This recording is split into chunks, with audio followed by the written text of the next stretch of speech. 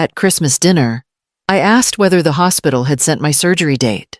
My son smiled, as if the world couldn't be wrong, and casually mentioned he'd already used part of my surgery savings for holiday gifts his wife wanted to surprise her mother.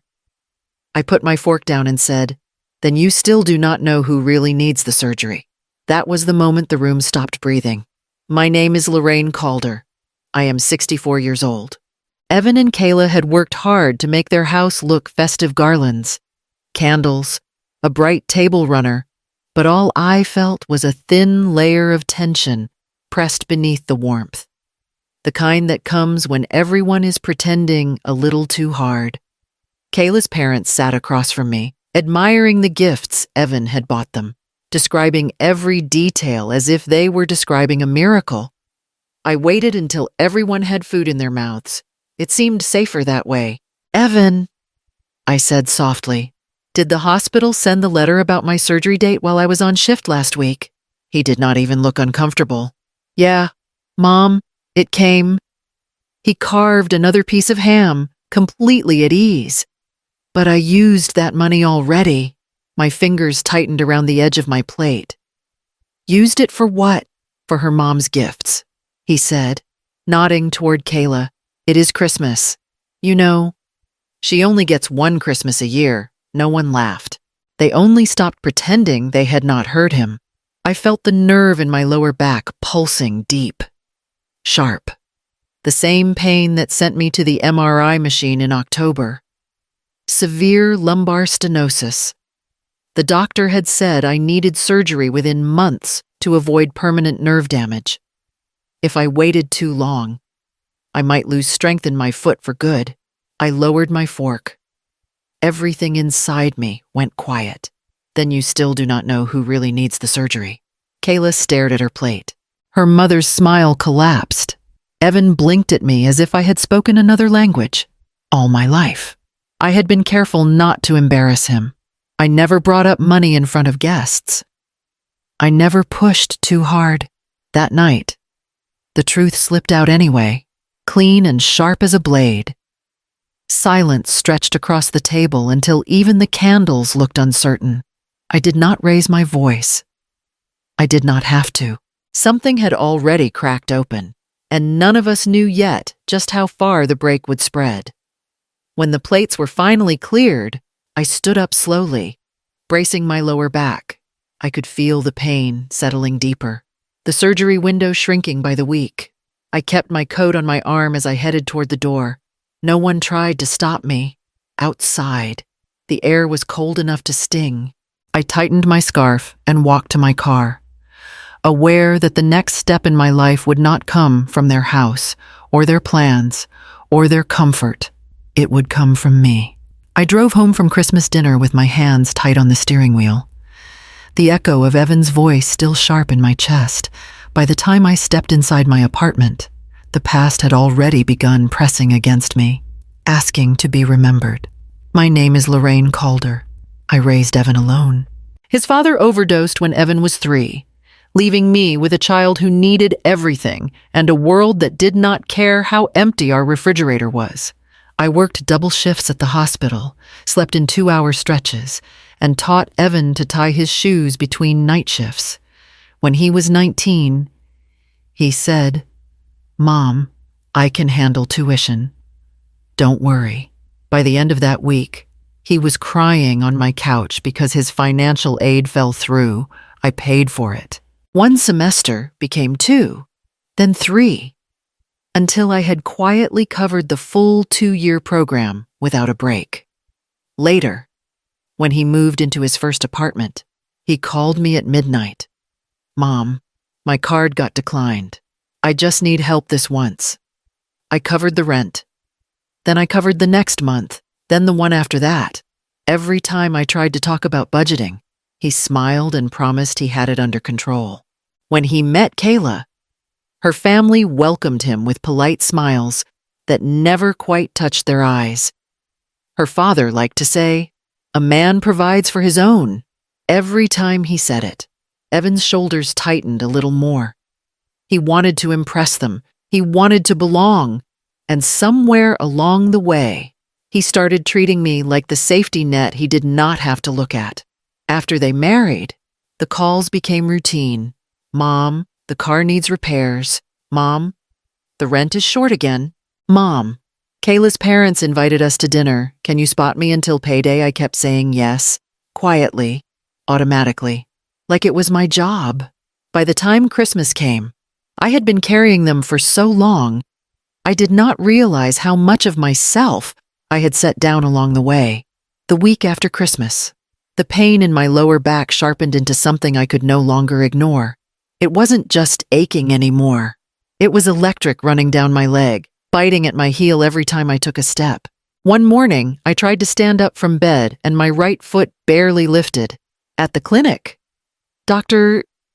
Sharma studied my MRI scan with her brows pulled tight. Loraine, this is severe spinal stenosis. The nerves are getting compressed faster than we expected. I rubbed my palm over my thigh, feeling the tingling. So I need the surgery soon. You need it as soon as possible. She said, if you wait, you could lose motor strength in your foot permanently. The words settled heavy in my chest. Permanent? I nodded, trying to keep my voice steady. What's the deposit amount again? Around $8,000 up front. The rest will depend on your insurance after the new year. I went home and opened a new savings account that same night. I typed the name slowly. Surgery fund. It felt strange, labeling something that carried fear and hope in equal measure. I transferred every spare dollar I had saved through the fall. A few days later, I called Evan. I need a small favor. I told him, just check my mail while I'm on shift. If anything from the hospital comes, send me a picture. He sounded eager. Yeah, Mom. Whatever you need. Trust slipped out of me too easily. Because of the mobility issues. I also left him limited online access view only. I thought to the surgery account, just in case I can't get to my phone. I explained. He said, don't worry, I've got you. The pain in my leg flared again as I hung up. I told myself it would all be safer this way. I told myself Evan was ready to help. I told myself he had grown. The numbness spreading across my foot told a different story. The night after Christmas, I sat on the edge of my bed with my heating pad pressed against my lower back. The nerve pain pulsed in steady waves, the kind that made my breath shorten. I opened my banking app, more out of habit than suspicion. The number on the screen stopped me cold. 0, not a few missing dollars, not a misclick. The surgery fund, the one I had built day by day, was gone. I blinked hard and checked again. Still 0. My throat tightened. I scrolled through the transaction history, and there it was, a single transfer sent 3 days before Christmas. I hadn't authorized anything. I hadn't touched that account. My fingers shook as I dialed Evan. He didn't answer. I tried again. Still nothing. I switched to messaging. Evan, I need you to call me right now. The typing bubble popped up, then disappeared. A full minute passed before he finally replied. Mom, relax. It's fine. You always land on your feet. I stared at those words until they blurred. A notification lit up my screen. Kayla's mother had posted new photos. I tapped them without thinking. The first image showed her holding a modest espresso maker. The second, a small pendant. The third, a gift certificate to a local spa, best Christmas ever. The caption read, Evan outdid himself. My stomach turned. I clicked through the comments, smiling faces, heart emojis, people calling him the sweetest son-in-law. Beneath it all, I felt the slow burn of humiliation rising in my chest. I sent another message. You used my surgery money. This time he responded faster. Mom, I know it's urgent, but we can figure out the money somehow. I didn't realize how tight it would be. She helps you, I whispered aloud, and I get to limp through January. The apartment felt too small, the air too thin. I pressed my palm to my thigh, trying to stop the numbness creeping down my leg. Confusion started to collapse into something sharper, an ache deeper than the nerve pain. Not a mistake, not a misunderstanding, a choice. And it was the first time I let myself feel the full weight of it. I drove to Evan and Kayla's apartment the next morning. Gripping the steering wheel each time the nerve in my back fired down my leg, I didn't text ahead. I didn't trust what he might say if I gave him time to prepare. When he opened the door, he looked irritated, not guilty. "Mom, you could have called." "I tried," I said. "You ignored it." Kayla hovered behind him in a long sweater, arms crossed. "Is everything okay, Loraine? You look stressed." I stepped inside, ignoring the tightness in my spine. "Where's the money for my surgery?" Evan sighed like I had asked him about a parking ticket. "Mom, you're blowing it out of proportion. That fund was for a medical procedure," I said. "A surgery, Dr. Sharma told me not to delay. It's just back pain," he said. "Everyone has back pain. You've dealt with worse." Kayla nodded quickly, supporting him. Evan was trying to be thoughtful. "My mom has been helping us a lot lately." He wanted to thank her. I stared at them both. "You emptied the account." "All of it." "Without asking me." Evan rubbed his forehead. "You always bounce back. You've been through tougher stuff than this. We'll get your surgery rescheduled. It's not like anything bad is going to happen in a few months." "My right foot is going numb," I said. "Does that sound fine to you?" He froze for a moment, then forced a smile. "Mom, listen, when I get my promotion at the dealership, I'll pay everything back. You just need to be patient." "What I need," I said quietly, "is to walk." Kayla stepped forward, her voice firm. "Evan's a good son. He's trying." "You're making him feel like a failure over one mistake." "One mistake I repeated. That money was my safety, my independence." Evan's shoulders tightened. "This family counts on you, Mom. You know that. You're acting like we're the enemy." I felt something shift inside me, small but final. I looked at my son, truly seeing him for the first time, not as the boy I raised, but as a man who believed I existed to cushion every fall he made. "Maybe that's the problem," I said. The words landed between us, heavy and unmistakable. I turned toward the door before the pain in my back could force me to sit. "Dr. Sharma didn't even sit down before she spoke. "Loraine, the weakness in your right foot has progressed. If you delay the surgery any longer, you risk permanent foot drop." Her words felt like a door slamming shut. "So there's no more time." "No," she said gently. "You need the operation as soon as you can secure the deposit." I nodded, though everything in me felt unsteady, like my own body had turned unreliable. When I stood to leave, the numbness in my foot lagged behind the rest of me, a small reminder of what was slipping away. Outside the clinic, I called the bank. "I need to revoke all outside access," I said. "Every online permission, every old authorization." The representative typed quickly. "Evan Calder is listed with limited access. Would you like that removed?" "Yes," I said. "Remove him from everything." The words tasted strange but right. At work that afternoon, Mira noticed me limping more than usual. "Loraine, what's going on?" I hesitated, then told her quietly, piece by piece, the truth about the missing funds, Evan's excuses, the surgery deadline shrinking around me. She didn't interrupt once. When I finished, she put a hand on my arm. "You're filing a fraud claim." "Right, I'm thinking about it." "Don't think," she said softly. "Protect yourself." So I did. I sat in the staff lounge with my laptop and filled out the form.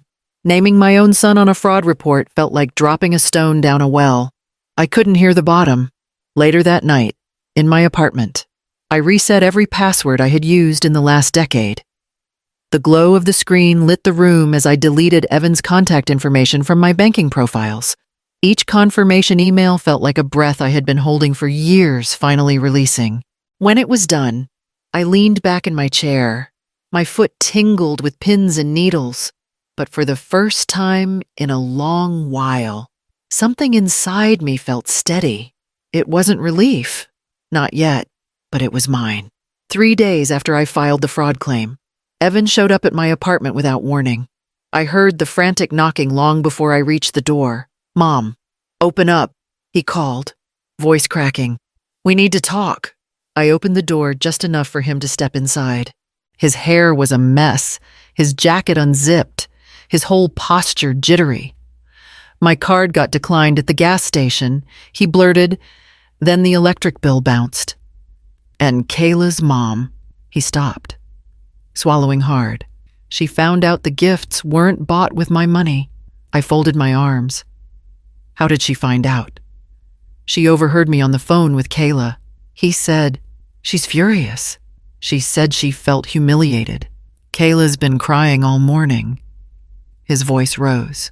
"Mom, everything is falling apart. You used money that wasn't yours." I said, "This is the consequence." He stepped closer, almost pleading. "Come on, you can fix this. Just transfer something, a few hundred or 1,000, just to get us through until next month." "No," I said. He blinked at me like he didn't recognize the word. "Mom, don't do this. You always help." "I'm not helping this time."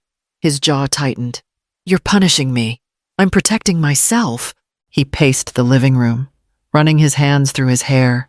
"Kayla's talking about moving back with her parents. They think I'm irresponsible, that I can't provide. I'm losing control of everything. You weren't in control." I said quietly. "You were leaning on me." He stopped pacing. "Because you let me. You always said yes. Mom, you always said you'd handle it. Now I'm drowning and you're just watching." I took a slow breath. My leg was tingling again. The familiar prickle of nerve fire. "I'm watching you grow up." I said, "It's late, but it's happening." He stared at me like I had slapped him. I could lose movement in my foot. I added, "And you told me I was overreacting." His shoulders sagged. "I didn't know. I didn't think it was that serious." "You didn't listen," I said. He opened his mouth, but nothing came out. The fight drained from him, replaced by something close to fear. "Please," he whispered.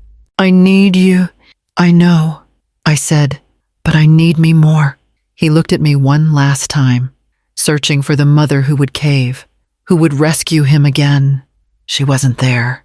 Evan walked out without another word, leaving the door trembling behind him. Mira picked me up before sunrise, her car heater blowing warm air against the cold Oregon morning. I moved slowly, each step sending a spark down my right leg.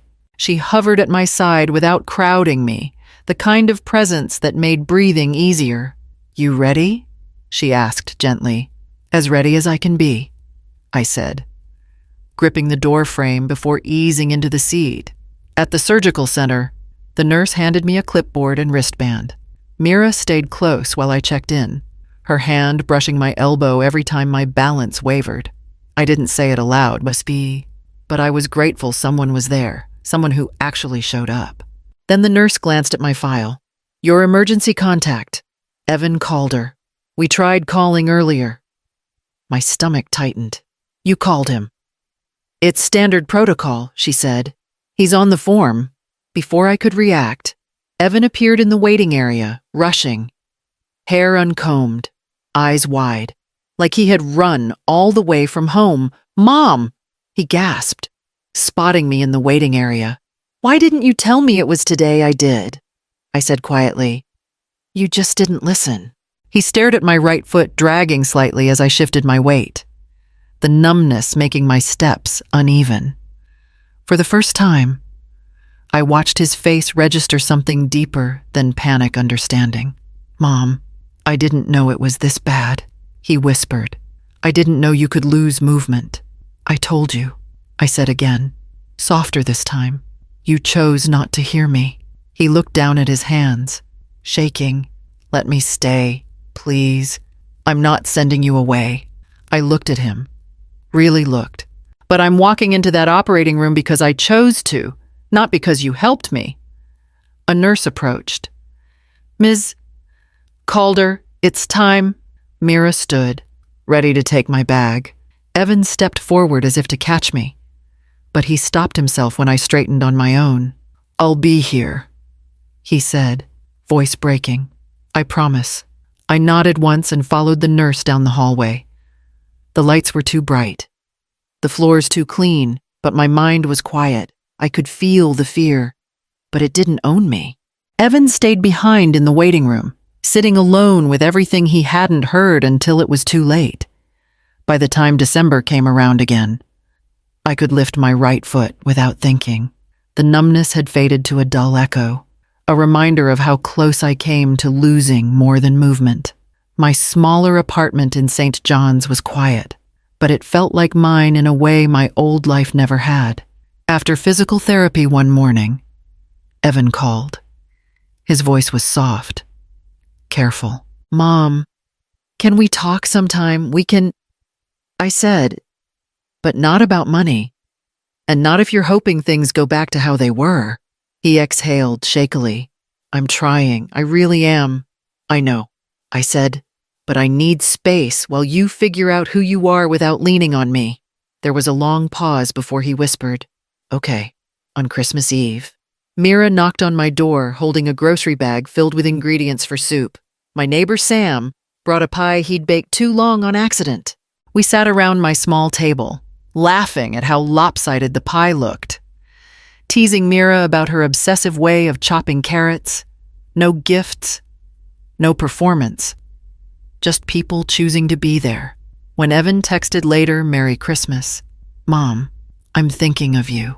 I felt something softer than forgiveness settle in my chest. Not a return to the past, just the quiet I'd been missing for years. I looked at Mira stirring the soup, Sam humming out of tune, the string of mismatched lights blinking lazily on my wall. Warmth, the quiet kind, moved through the room.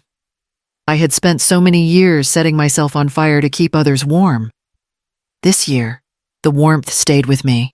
If you want to support more stories about strength, healing, and second chances, like the video, leave a comment, and subscribe for the next chapter of courage. If you finally put yourself first, who are you allowed to become?